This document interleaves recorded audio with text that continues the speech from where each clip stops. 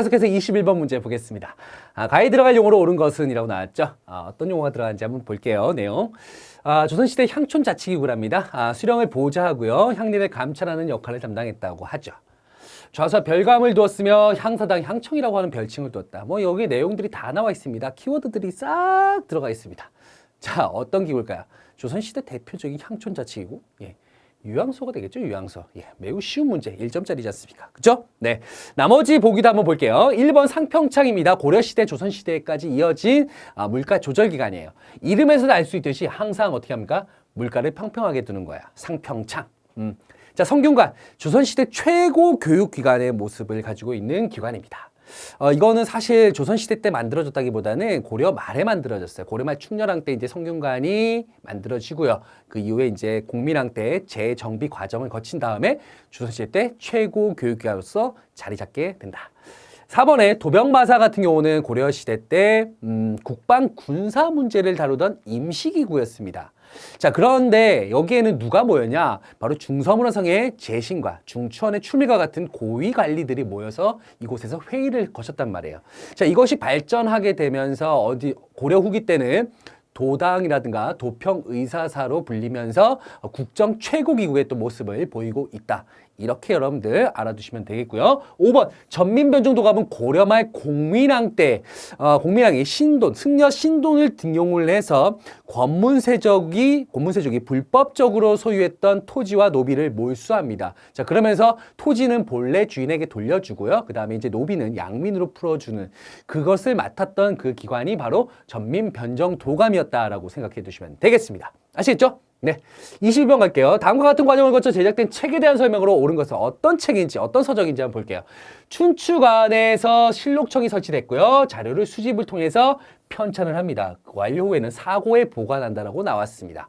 저 춘추관에서 이제 실록청, 어떤 거냐? 예. 조선왕조 실록에 대한 내용이에요. 우리는 아마 요 사진만 보더라도, 사실 그림이죠? 그림만 보더라도 어느 정도 조선왕조 실록이라는 거를 유추해낼 수가 있어요.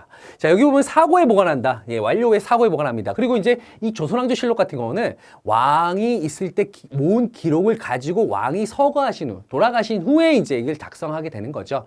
여기에 나오면은 정답은 몇 번입니까? 2번이에요. 사초 같은 경우는 이제 사관들이 그날에 있었던 기록들, 그 말 그대로 그 국정에 대한 기록들을 적어 놓은 거고요. 이런 기록들을 모으고, 그 다음에 관청의 기록들을 같이 합산해서 책으로 엮어서 춘추관에 보관했던 게 시정기예요. 자, 이런 것들이 이제 임금이 돌아가신 후에 이제 실록청을 통해서 이제 편찬 작업이 이제 시작된다고 보시면 됩니다. 조선왕조 실록에 대한 내용을 찾으려고 한다면 정답은 2번이 되겠고요. 굳이 여기서 하나 더 제가 추가해서 설명을 드리면 사고가 있습니다. 4개의 사고에 보관합니다. 일단 첫 번째 춘추관이죠. 조선 전기 때는 춘추관, 그 다음에 성주, 상주, 전주에 보관이 됐어요. 그런데 다 불타졌어요. 근데 하나만 딱 살아남았습니다. 뭐만? 전주본만 남았습니다. 자, 전주본만 남아서 이걸 다시 광해군 때 5개의 사고로 다시 보관합니다. 다시 춘추관. 그 다음에 오대산, 태백산, 만이산, 그 다음에 묘향산, 이렇게 5대 사고로 다시 분리해서 보관하는 그런 모습을 보이고요. 나중에 만이산하고 묘향산 같은 경우는 이제 정족산, 적상산으로 또 바뀐다라는 것도 알아두시면 좋은데, 중급에서는 여기까지는 안 나오고요. 어쨌든 요 4대 사고가 처음에 있었다는 거, 그 다음에 임진왜란 때 5대 사고로 이제 더 늘렸다라고 하는 거, 여러분들 요 정도만 체크를 좀 해두시면 될 것 같습니다. 일일이 요 명칭들까지 다 파악을 하실 필요는 없을 거예요. 아시겠죠? 중국에서는요. 1번 세 가지 열전 등으로 구성됐다. 이 세 가지 열전, 지표 열전, 이거는 이제 기전체 양식입니다. 요거와 관련된 책은 삼국사기죠. 삼국사기. 3번 현존하는 우리나라 최고의 역사서이다. 최고, 가장 오래된 역사서라는 거야. 이것도 역시 뭡니까? 삼국사기에 해당합니다. 4번 불교사 중심으로 고대 민간설화 등을 수록하였고, 이제 불교사 중심으로 고대 민간설화, 승려 이련이 썼던 삼국유사에 대한 내용입니다. 삼국유사.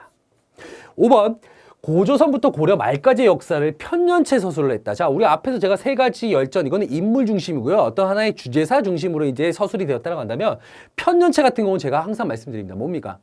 네, 연원일. 사건이 일어난 순서대로 쓰는 거야.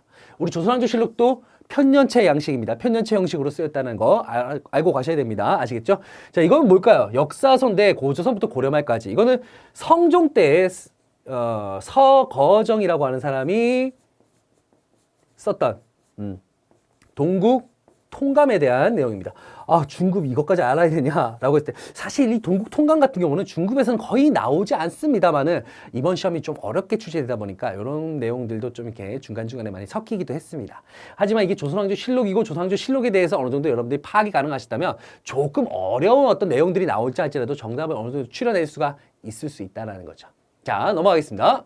23번 밑줄 근 이 법에 대한 설명으로 옳은 것은 이라고 나왔습니다. 수양전과 휴량전 부활 주장이 대두되었다. 자, 부활 주장이라고 하니까 지금 없어졌다는 거네요. 없어졌다. 그렇죠? 보겠습니다. 수신전과 휴량전의 지급이 중단되고 이 법이 실시되면서 죽은 남편과의 의리를 지키려고 하는 여자들이나 부모의 제사를 모시려고 하는 자손들이 때로는 경제적으로 어려운 처지에 놓이게 되었다. 그래서 일각에서는 수신전과 휴량전을 부활시키라는 주장이 대두되고 있다. 자, 이 법은 지금 이제 수신전과 휴량전을 중단시켰다. 한마디로 폐지시켰다라는 거죠. 자, 이 법에 대해서 법은 뭘까요? 직전법입니다. 직전법. 우리가 고려시대, 조선시대 토지제도 이런 것들 잘 파악을 하고 가셔야 돼요. 그리고 이제 그 전으로 가면 이제 통일신라 때 관료전, 그다음에 고려시대 때 전식과, 그다음에 조선시대 때 넘어오면 과전법, 직전법 이런 것들 여러분들 어느 정도 체크를 하고 가셔야 된다는 거죠. 토지제도입니다. 이 토지제도라는 거는 토지를 어떻게 관리하냐가 문제가 아니고요. 예, 바로 관리들에게 이제 월급을 어떤 식으로 주냐. 당시에는 이제 지금처럼 돈을 주거나 계좌로 입금하는 그런 게 형식이 아니고요. 무엇을 줬습니까? 수조권이라는 걸 주죠. 수조권. 여러분들 이 수조권에 대한 내용들 분명히 공부하시면서 파악을 하셨을 거라고 생각을 합니다. 수조권 뭐예요? 거둘 숫자에 세금 조자, 세금을 거둘 수 있는 권리예요. 그냥 국가에서 너한테 그냥 월급, 지금처럼 월급의 형태로 주는 게 아니고요. 너 어느 땅에 대해서 거기서 나오는 세금을 네 월급으로 가져. 이런 거예요. 이게 바로 수조권의 형태거든요. 자, 수조권의 형태인데 이게 원래 조선 초에는 이제 이는 과전법이라고 해서 이때는 경기도 지역을 한정했죠. 경기도 지역을 한정을 해서 전현직 관리에게 다 줬습니다. 예. 현직 관리한테도 주고요. 은퇴한 이후에도 은퇴 이후에 모든 어떤 그런 경제적인 어떤 경제적으로 다 보장을 해주는 그런 형태로 이어져 갔는데, 그리고 이제 거기에다가 이제 수신전, 예. 만약에 휴량전, 만약에 제가 관리해요. 원래 이 과전법에 있어서 수조권을 받아요, 월급을. 근데 내가 이제 나이가 들어서 죽었거나 이제 아니면 은퇴를 했어요. 그러면 이걸 국가에다 반납해야 돼요. 수조권을 반납을 해야 됩니다. 그런데 내가 이제 열심히 일할 나이인데 갑자기 어떻게 보면은 일하다가 과로사로 죽었어요. 자, 그러면 내 부인들은 어떻게 할 것이며, 자, 그럼 내 자식들은 어떻게 할 것일까? 자, 여기에 대해서 국가도 책임져 줬다는 거예요. 처음에는 과전법 때는 여기에 대해서 이제 책임져 줬다. 수신전은 갑자기 내가 과로사 죽었다. 내 부인 어떻게 하나? 내 부인, 네, 재혼하면은 싫어. 너 재혼하는 거 싫어. 그쵸? 그래서 지킬 숫자에다 몸신자. 부인, 몸을 지키시오. 예, 수신전. 부인에게는 이제 이렇게 주는 겁니다. 남편과의 의리를 지키는 여자들에게 주는 토지예요. 이것도 역시 수조권을 주는 거예요. 휴량전은 뭐예요? 여기 이제 아버지가 이제 과로사로 죽었는데 어머니까지 돌아가셨어. 그럼 아이들은 어떻게 하냔 말이야. 자, 아이들을 구휼히 여겨서 양육할 수 있는 토지를 줘야 된다라고 해서 휴량전이라는 걸 줍니다. 이건 또 뭡니까? 세습이 또 가능해요. 예, 세습이 됩니다. 계속 대대로 세습이 됐는데 이게 계속 이어지다 보니까 자, 현직 관리한테도 주고 전직 관리한테도 주고 이런 것들이 또 세습이 가능하니까 예, 국가는 토지가 부족합니다. 그래서 언제요? 세조 때. 안 되겠다. 야, 전직 관리한테 주지 말고 현직 관리한테만 이제 수조권을 주기로 해라. 그리고 수신전, 휴량전 다 이거 폐지. 이게 이제 바로 직전법에 대한 내용입니다. 아시겠죠? 자, 요거의 광양들 제가 이제 거꾸로 써긴 했는데 과전법 다음에 이제 직전법이 된 거죠. 바로 직전법에 대한 내용을 여러분들 보기에서 골라내시면 되는 문제예요. 뭐야? 1번이잖아요. 현직 관리하기만 수조권을 지급하였다. 요 내용 파악하시면 쉽게 풀 수 있습니다. 자, 2번 노동력의 징발을 법적으로 보장하였다. 여기는 그냥 단지 그냥 어떤 토지에 대한 수조권만 가져가는 거예요. 노동력의 징발과는 관련 없습니다. 여기서 노동력의 징발을 법적으로 보장하였다. 굳이 얘기하자면은 통일시대 때, 신라시대 때 노급, 신라의 노급이라든가 시급에 대한 내용이라고 보시면 되겠다. 역시 노급은 알고 계시죠? 수조권 플러스 노동력 징발이 가능했던 게 바로 노급이에요. 시급 같은 경우는 이제 뭐 이렇게 공을 세웠던 그 관리들에게 주는 게 바로 시급이라고 보시면 되겠고요. 자, 주로 노급과 관련됐다라고 보시면 되겠습니다. 3번, 인품과 공로를 토지 지급 기준으로 삼았다. 인품과 공로, 이거는 이렇게 우리가 흔히 뭐 농공행상이다라는 표현을 써요. 농공행상, 그렇죠? 농공행상. 자, 인품과 공로를 삼았다, 기준으로 삼았다. 이건 사실 역분전에 해당한다고 보시면 되겠어요. 역분전.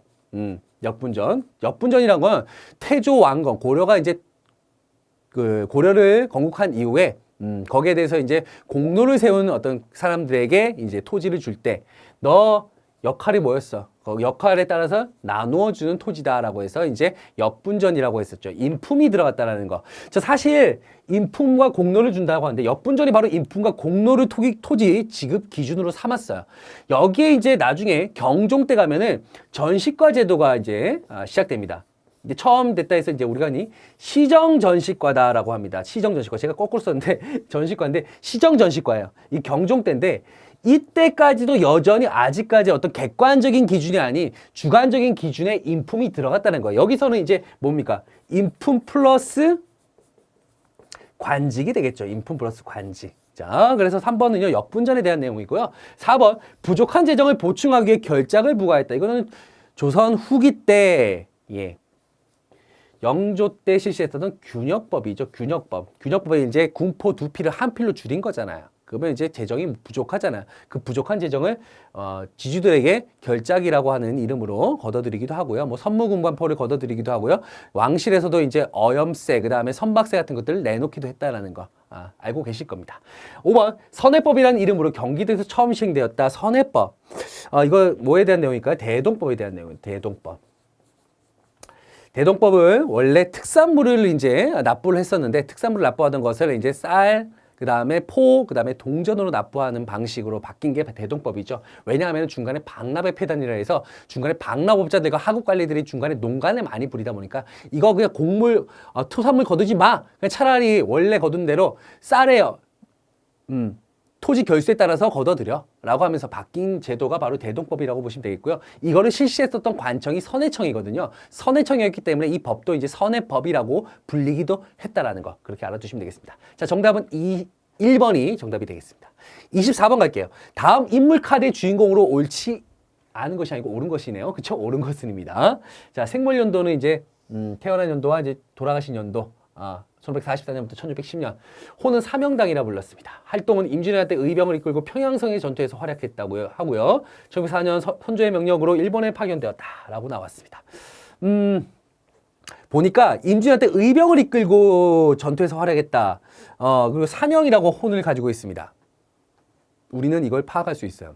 우리 이제 사진만 보더라도 인물 카드만 보더라도 이제 승려라는 걸 우리가 어느 정도 파악을 할 수가 있죠.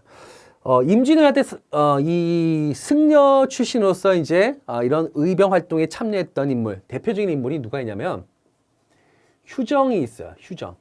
그다음에 유정대사가 있어요. 휴정대사, 유정대사입니다. 이거 법명이에요, 법명. 예, 휴정대사, 유정대사. 이 법명이 있는데 요 휴정대사 같은 경우는 이제 서산대사라고 불렸죠. 서산대사라고 불렸고 주로 활동했던 지역이 바로 이제 승군들이 이끌고 활동했던 지역이 묘양산 지역이고요. 유정대사는 이제 사명대사라고 불렸습니다.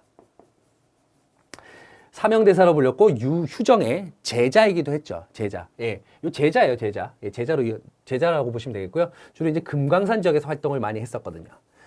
그러다가 이제 나중에 의병을 이끌고 평양성에서도 활동을 또 하는 모습들 보입니다. 그러다가 이제 유정대사 같은 경우는 휴정대사는 이제 초기에 좀 이렇게 승군들을 데리고 전투에 임하다가 나중에 묘양산에 들어가서 마지막을 맞이하셨었고요. 유정대사 같은 경우는 계속적으로 활약을 하게 됐죠. 그리고 임진왜란이 끝난 후에도 직접 선조의 또 명을 받고는 일본에 건너가서 당시 이제 에도 막부의 도쿠가와 이에야스를 만납니다. 그러면서 뭐라고 하냐? 너희들이 잡아갔던 포로 돌려줘라. 라고 하면서 거기에 이제 협상을 해서 3천 명의 포로를 데리고 조선으로 귀국하는 모습도 있습니다. 자, 유정에 대해서 여러분들 묻고 있는 겁니다. 우리가 이제 임진왜란 때 어떤 그런 승군들의 활약, 승려들의 활약 중에 대표적인 게 이제 유정대사, 휴정대사. 요거를 여러분들 잘 참고해서 살펴보시면 되겠고요. 나머지 분들은 우리가 잘 아는 사람들이에요. 도선 같은 경우는 이제 통일신라 말에 풍수지리서를 도입했던 사람이 바로 이 도선이 되겠죠. 도선. 그다음에 의천 같은 경우는 이제 고려 중기 때 대표적인 승려로서 대각국사라 불렸었고요. 그다음에 이제 교종 중심의 선종 통합을 이뤄내면서 해동 천태종을 창시했던 인물이 바로 의천이 되겠고요. 의상은 통일신라의 대표적인 또 승려로서 화엄사성을 개청했고 부석사를 창건했죠. 그러면서 이제 아미타에다가 관음신앙을 합쳐서 또 불교 대중화에도 또 앞장서는 모습도 있었다라는 거. 원효와 사실 자주 비교해서 문제가 출제되기도 합니다. 5번 진울 같은 경우는 고려 후기 때 활동했었던 승려로서 보조국사라 불리기도 했고요. 이제 수선사 결사 운동을 하거나 아니면은 또 선종 중심의 교종 통합이 일어나서 그러면서 조계종이라고 하는 또 종파를 또 창시하는 모습도 보입니다. 자, 이거는 이제 고려 시대고요. 이거는 통일신라 말, 이건 통일신라 중대라고 보시면 되겠고요. 정답은 그래서 4번이 되겠습니다. 25번 갈게요. 이거 좀 어려워요. 네, 아마 많은 수험생분들이 상당히 좀 어려워할 거라고 생각을 합니다. 우리 중급에서 붕당 정치 나올 때 최대까지가 이제 노론, 소론 정도까지 나오는데 거기서 또 분파가 나오는 것까지는 아마 중급에서는 거의 언급이 안 됐을 건데 거기까지 나왔습니다. 이거는 거의 고급에서도 이제 어렵게 좀 치부할 수 있는 문제인데 한번 그래도 보겠습니다. 별표, 매우 어려운 문제. 별표 2개입니다. 2개. 자, 이게 뭐 중요하다라기보다는 어려웠다라는 것을 제가 표시한 겁니다. 보겠습니다. 해경구 홍씨. 어디서 들어봤죠? 한중록을 통해서 자신의 삶을 이야기하고 있답니다. 자, 비록 아들이 임금이 됐죠. 자, 해경구 홍씨 아들이 임금이 되었답니다. 근데 그녀는 정치권의 분쟁과 은밀한 궁중 내의 음모 속에서 남편을 잃고 친정이 풍비화센 데는 아픔을 겪었다. 아들은 임금이 됐는데 남편은 잃었어요. 그럼 남편은 왕이었을까? 근데 여기서 왕이었던 남편을 잃었다는 이런 얘기는 없네요. 자, 이러한 그녀의 생애는 그녀가 살았던 시기의 정치 상황과 긴밀하게 연결되어 있다. 여러분들 이 해경궁 홍씨와 관련된 이야기, 해경궁 홍씨만 알아도 여러분들이 어느 정도 문제를 쉽게 풀 수 있는데 해경궁 홍씨가 누구다? 근데 그녀의 아들이 왕이 되었는데 그녀의 남편도 있고 그 처가가 완전히 풍비박산이 됐다. 이거 어느 왕 때일까요? 그 아들은 누굴까요? 아들은 정조예요. 그리고 남편은 누굴까요? 사도세자입니다. 네. 정조는 누군지 알죠? 정조는 사도세자의 아들이에요, 아들. 그쵸? 아들이에요, 아들. 아들이 이제 정조가 되겠는데, 이 시기의 정치 상황이라고 얘기한다면, 한마디로 얘기하면 영정조 시기라고 보시면 돼요. 영정조 시기. 영정조 시기. 이 시기의 어떤 모습을, 보기 위해서 골라내시면 되는 그런 문제인데, 사실, 우리가 이제 붕당 정치하고 그다음 그 이후에 이제 벌어지는 탕평 정치 이런 것까지 다 파악을 해야 되겠지만 제가 이제 이 기출 강의에서 그런 내용들을 다 일일이 말씀드릴 수는 없습니다. 그렇기 때문에 간단하게 말씀을 드리면요. 우리 이제 숙종 때 이제 탕평이 아니죠. 환국을 지나서 영조 때 가면은 영조에 이르면은 영조 같은 경우는 노론들에 의해서 이제 왕위에 올랐던 인물이 바로 영조예요, 영조. 물론 영조는 모든 세력들이 정치에 참여할 수 있도록 한다라는 차원에서 탕평파라는 것을 육성합니다. 여기에는 이제 물론 노론들도 들어왔지만 소론들도 함께 또 참여하는 형태가 이루어져요. 하지만 결론적으로 얘기한다면 이건 나중에 노론 중심으로 이제 많이 기울어가는 그런 모습들을 보입니다. 자, 이런 가운데서 노론 중심으로 이뤄가는 가운데서 영조의 아들이었던 누구예요? 사도세자. 영화로도 나왔었죠. 제작되었죠. 사도세자가 결국 죽음을 맞이하게 되고요. 이 사도세자는 왕위를 잊지 못하고 그 아들이었던 정조가 할아버지였던 영조의 뒤를 이어서 왕위에 오르게 됩니다. 자, 정조는요. 일단은 아버지의 넋을 기린다고 하면서 이제 무덤을 또 어디로 수원으로 옮기게 됐죠. 그러면서 그곳에 헐룡원의 육릉이라고 하는 또 무덤을 또 조성하게 되고 화성을 또 자신의 어떤 정책 이상을 실현할 수 있는 도시로 또 키우고자 하는 모습도 보이고 있고요. 정조 역시 또 할아버지와 마찬가지로 탕평책을 또 실시하게 됩니다. 자, 이 탕평책 실시에서는 그동안 이제 그 정치에서 배제되었었던 뭐 남인이라던가 아니면 소론 세력들도 함께 또 창략하기도 합니다. 여기에 이제 물론 노론들도 있죠. 그런데 이 노론 중에서 일부가 또 분파하는 모습을 보입니다. 어떤 모습이냐? 자, 사도세자의 죽음을 당연히 여기는 쪽이 있어요. 요 사람들을 뭐라고 하냐? 벽파라고 합니다. 벽파. 예, 벽파라고 하고요. 그다음에 사도세자의 죽음을 애도하는 쪽이 있어요. 애도. 이들은 이제 시국을 잘 따른다 해서 시파라고 부릅니다.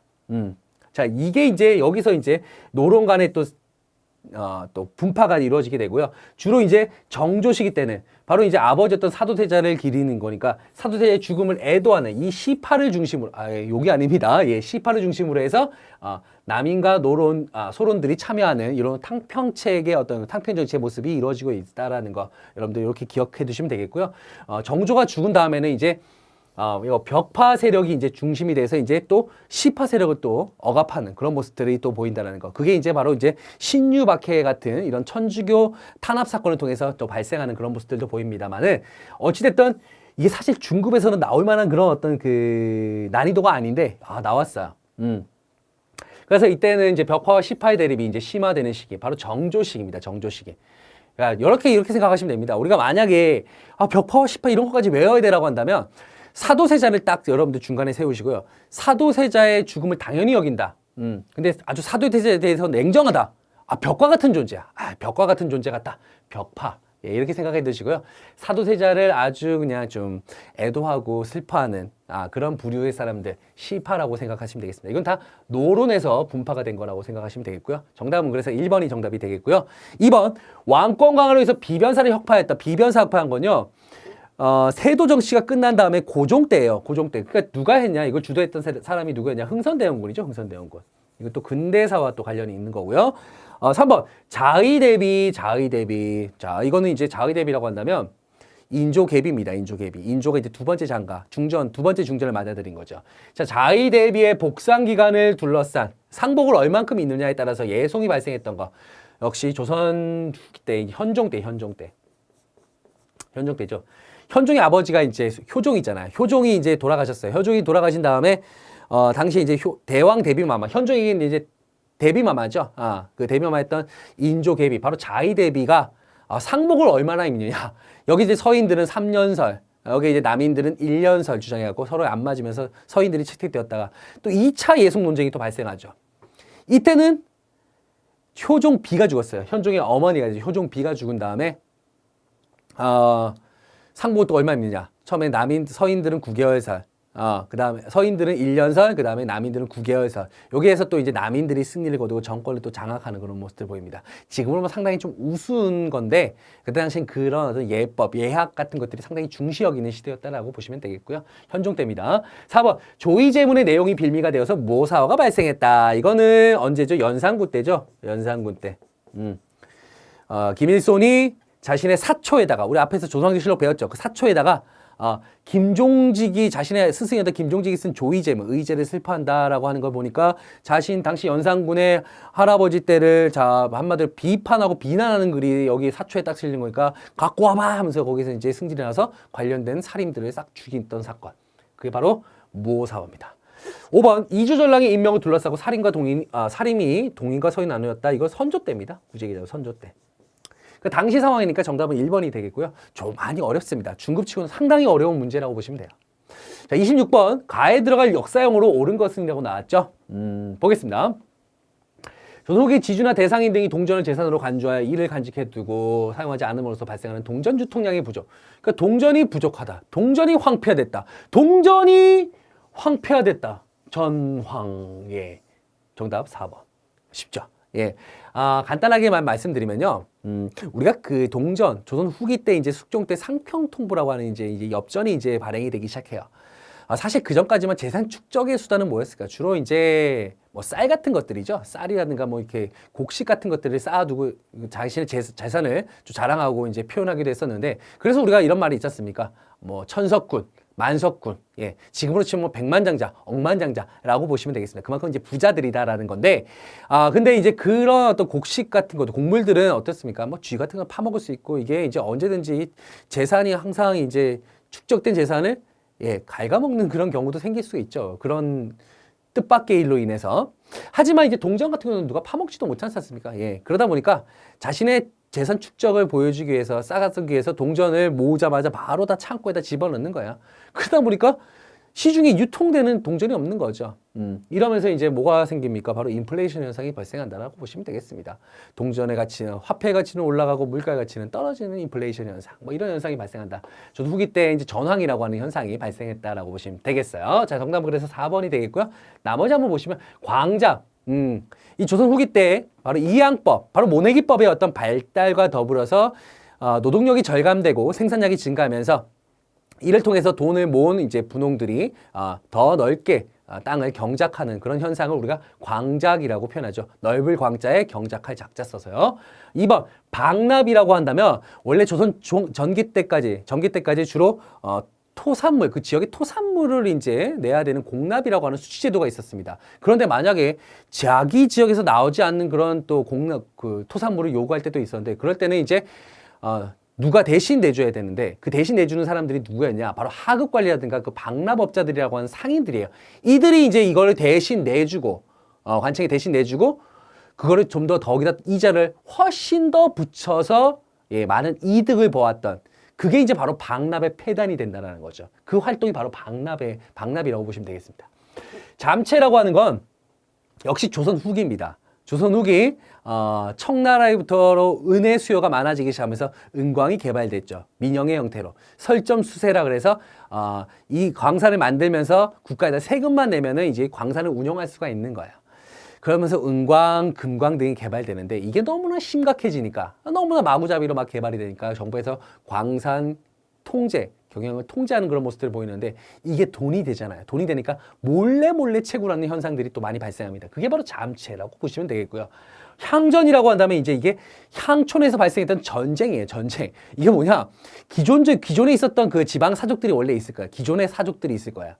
그런 다음에 이제 앞에서 봤지만 광작 등을 통해서 돈을 축적했었던, 그 돈의 축적, 재산의 축적을 통해서 양반직을 샀었던, 아니면 족보를 위조해서 족보를 얻었던 그런 분홍층들이 있습니다. 그들이 이제 하나의 양반 세력이 되면서 신향이라고 불렸던 거야. 그러니까 구향과 신향 간의 어떤 그런 하나의 싸움.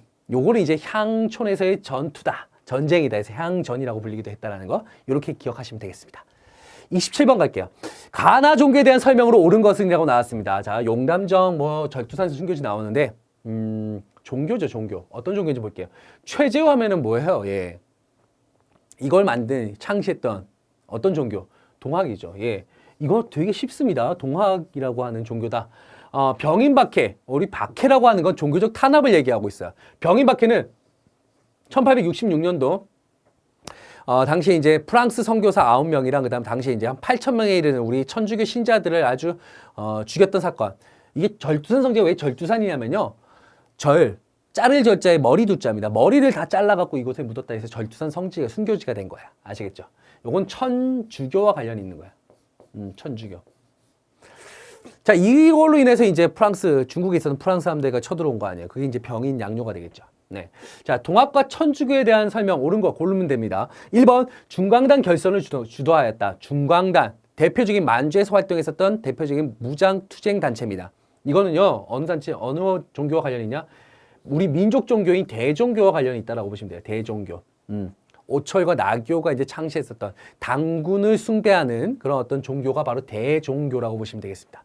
이거는 이제 언제와 또 관련이 있냐면은 우리 이제 근대사로 넘어가면 1910년대 활동했었던 대표적인 항일 무장 단체입니다. 2번 조상에 대한 제사를 거부하였다. 여러분들 동학이든 천주교든 다 일단 평등을 강조하는 건 맞아요. 하지만 동학에서는 제사 거부에 대한 제사를 거부하지는 않았어요. 천주교에서 제사에 대한 거부가 있었기 때문에 탄압을 좀 받은 건 있지만 제사에 대한 거부는 동학에서는 없었다라는 거. 그렇기 때문에 이거는 나에 해당하는 거예요. 나에. 3번입니다. 기관지로 만세보를 발견했다. 만세본을 발간한 종교는요, 천도교입니다. 천도교 같은 경우는 여러분들 뭐냐면 동학을 계승한 거예요. 동학을 계승했던 종교가 바로 천도교입니다. 그렇기 때문에 사실상 만세보를 발견하였다라고 한다면 이게 동학과 관련이 있는 거지 천주교와 관련은 없습니다. 4번 교리를 정리한 동경대전을 경전으로 삼았다. 교리를 정리한 동경대전을 경전 삼았다. 이거 역시 동학과 관련이 있는 거죠. 가에 해당한다고 보시면 되겠고요. 5번 사교로 나는 이유로 정부 탄압을 받았다. 사교. 아주 사악한 종교다 라고 해서 두 개 다 탄압을 받았습니다. 그래서 최재우 같은 경우는 혹세무민의 죄명으로 이제 결국은 처형이 되죠. 그리고 천주교도 탄압을 상당히 많이 받았죠. 정답은 그래서 5번이 정답이 되겠습니다. 28번 갈게요. 다음 수행평가 보고서의 제목으로 적절한 것을 보기 위해서 고른 것은 이라고 나왔습니다. 한국사 수행평가 보고서 왔네. 뭐 조선 후기 편찬된 역사서와 지리서를 조사하라고 나왔네요. 이게 키워드네요. 자, 키워드는 뭐라고요? 조선 후기입니다. 후기에 편찬된 거야. 그러니까 딱 보니까 이제 아방강역고 이건 정약용이 이제 저술한 건데 우리나라 국경과 영토의 변청 과정을 고증한 지리서입니다. 지리서. 예, 이게 바로 아방강역고가 되겠는데 이거와 관련된 거, 그다음 제목 적절한 거 고르시면 됩니다. 조선 후기가 이제 키워드라고 보시면 되겠고요. 사실상 여러분들 여기에 나와보면 이렇게 보기가 나오면요, 여러분들 어떻게 생각하시냐면 이거와 이게 틀린 거겠지, 다른 걸 고르는 거겠지 라고 생각하시는 분들이 계시는데 이번 문제는 그런 게 아니에요. 이 내용들은 다 맞아요. 발해고는 발해 관련 지식의 정리가 있었고요. 기자시기는 사림의 16세기 사림들의 어떤 그런 역사의식을 반영한 게 맞아요. 연려시 기술은 기사본말체로 조선의 역사를 기록한 거 맞습니다. 그 다음에 신직, 동국, 여지승남, 군역계, 연역, 산천, 인물 등 수록한 거 맞아요. 제가 아까 키워드 뭐라고요? 조선 후기라고요. 여기서 두 가지가 조선 후기 때 작성된 거고요. 그 다음에 두 개가 이제 조선 전기 때 작성된 거야. 후기 때 작성된 걸 여러분들 파악을 해주시면 돼요. 조금 역시 이것도 어렵게 어렵게 느낄 수 있는 그런 문제예요. 자, 일단 발해고부터 볼게요. 이건 유득공이라는 사람이 쓴 거죠. 그쵸? 유득공이라는 사람이 쓴 건데 남북국이라고 하는 용어를 처음 사용했다. 우리 앞에서도 언급을 했었을 거예요. 그쵸? 제가 발해고, 유득공이라고 하는 서 출신의 사람이 쓴 거고요. 남북국이라는 용어를 사용했다. 발해 관련 지식의 정리, 조선 후기 때입니다. 우리 그거 아시죠? 정조 때, 공부하시던 정조 때 규장각 검서관으로서 서울 출신의 유득공, 박제가, 이덕무 같은 사람들을 등용시켰다라는 거. 바로 서울 출신. 그 다음에 유득공이라는 사람이 있었다. 유득공 정조 때, 정조는 조선 후기. 이렇게 기억하시는 것도 괜찮아요. 같이 엮어서 같이 보시면 둘 다 중요한 내용이니까 체크하시면 됩니다.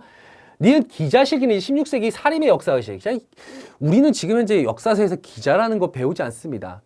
중국인 기자가 와서 고조선을 다스렸다 이런 내용들이 있는데 사실상 우리는 이거를 확실하다고 이게 여겨지지 않기 때문에 이제 현재는 이제 뭐 우리 역사학계에서는 이거를 정설로 받아들이지 않고 있다라고 생각해 두시면 되겠고요. 이거는 이제 중화사상에 있었던 중화사상을 반영했었던 이 살인들의 그들의 역사의식이 있었던 거. 요거는 조선 전기 16세기라고 보시면 돼요. 16세기. 아시겠죠? 이건 조선 전기입니다. 아니에요.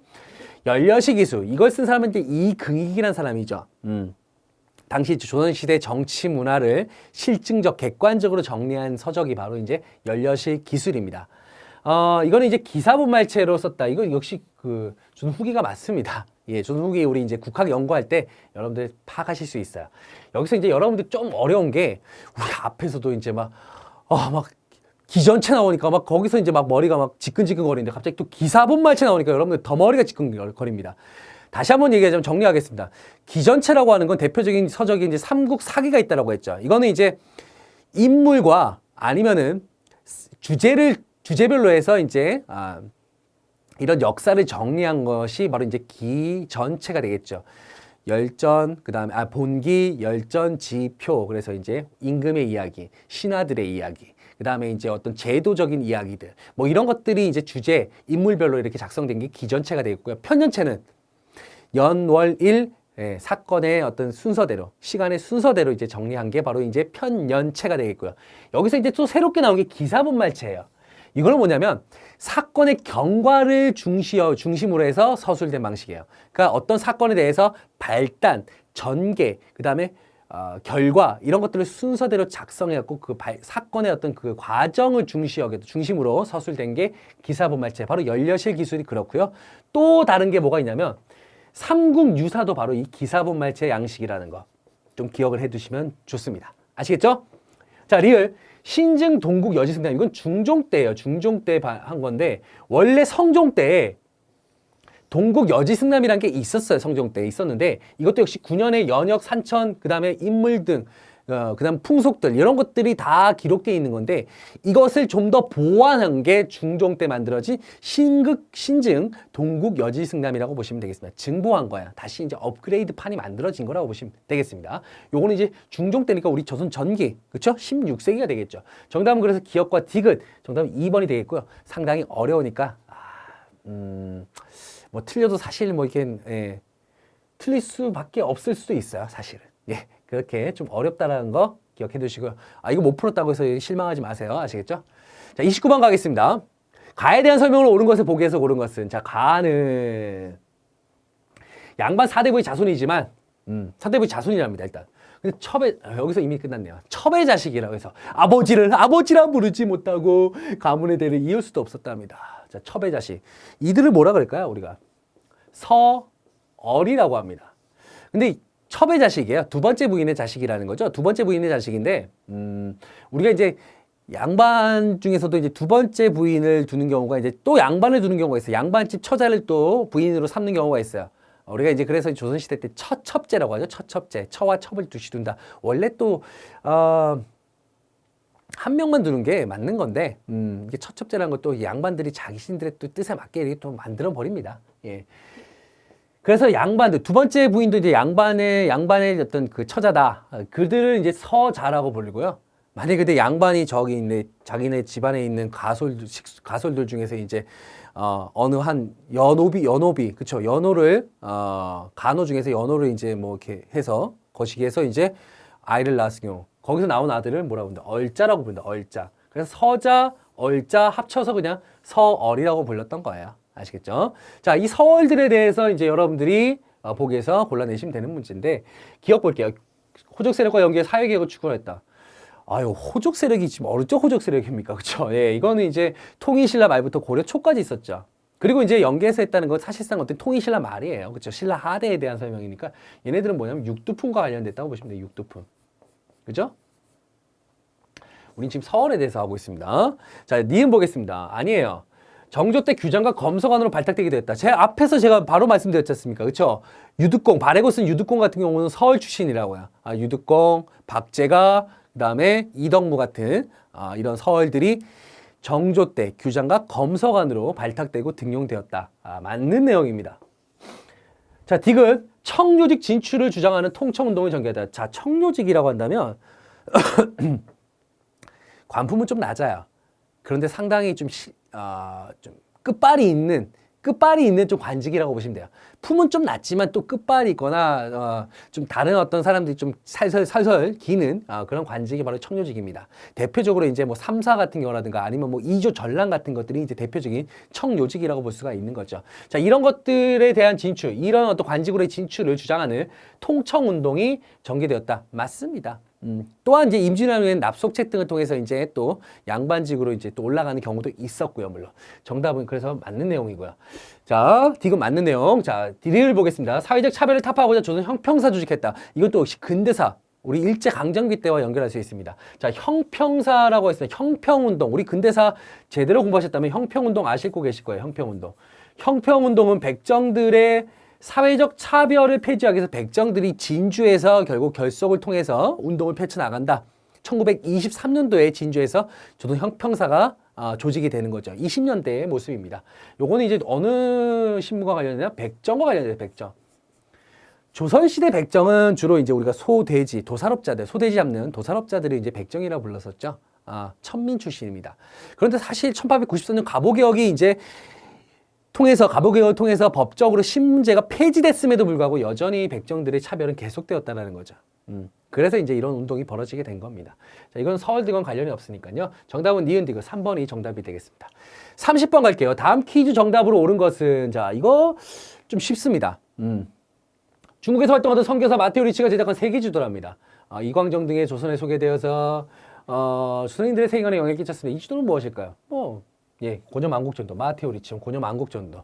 거의 지금의 세계 지도와 거의 유사한 형태의 어떤 고전 만국전도, 예, 이 세계 지도가 전달이 되죠. 자, 나머지 거도 보시면은 천화도 같은 경우는 뭘까요? 이 조선 후기 때 만들어진 관념도입니다. 관념도. 예. 이 관념도라는 게 뭐냐면 우리가 지금 딱 보는 그 세계의 어떤 그런 형태를 가지고 있는 게 아니고요. 자기가 그냥 상상의 나래를 피는 거예요. 우리가 이제 예전에 중세, 서양 중세 때 보면은 그 TO 지도라고 있죠. TO 지도. TO 지도, 그러니까 T하고 이제 TO 지도. 이게 지도예요, 지도. 여기는 이제 뭐 예루살렘이 있고 거기에 이제 여기 뭐 지중해고 뭐 이런 식으로 해서 나름대로의 관념을 가지고 있는 관념에 의해서 마음대로 상상에 의해서 만든 상상도라고 보시면 되겠고요. 여지전도 같은 경우도 이건 세계 지도입니다. 이게 19세기에 만들어진 건데 여긴 이제 구대륙과 신대륙인데 구대륙만 남아 있어요. 신대륙은 여기에 전혀 이제 이 지도 안에 들어가 있지 않고요. 구대륙도 사실상 어떻게 보면은 중국과 한국 중심으로 좀 많이 또 이루어지는 약간의 중화 사상이 좀 반영이 된 세계 지도라고 보시면 되겠고요. 지구 전후도 같은 경우는 19세기 때 이제 고산자 김정호가 제작한 것으로 추정되고 있어요. 정확한 건 아니지만 추정되고 있는데 당시 청해 지구도를 본떠가지고 지구 전에는 이제 구대륙, 뒤에는 전후자니까 앞뒤니까 뒤에는 신대륙을 이렇게 그림이라고 보시면 되겠고요. 상당히 이건 위도, 그다음에 이제 경도 이런 것들이 잘 표시된 지도라고 볼 수가 있습니다. 그다음에 혼일강리 역대국도 지도 같은 경우는 조선 태종 때 만들어졌던 세계 지도입니다. 세계 지도라고 하지만 사실상 지도의 거의 절반 이상은 다 중국이에요. 예, 중화 사상이 반영되었던 지도라고 보시면 되겠고요. 세계에서 가장 오래된 세계 지도라고도 볼 수 있습니다. 자, 그래서 정답은 4번이 되겠고요. 이렇게 이제 30번까지 풀어봤고요. 바로 이어서 31번부터 풀어보도록 하겠습니다.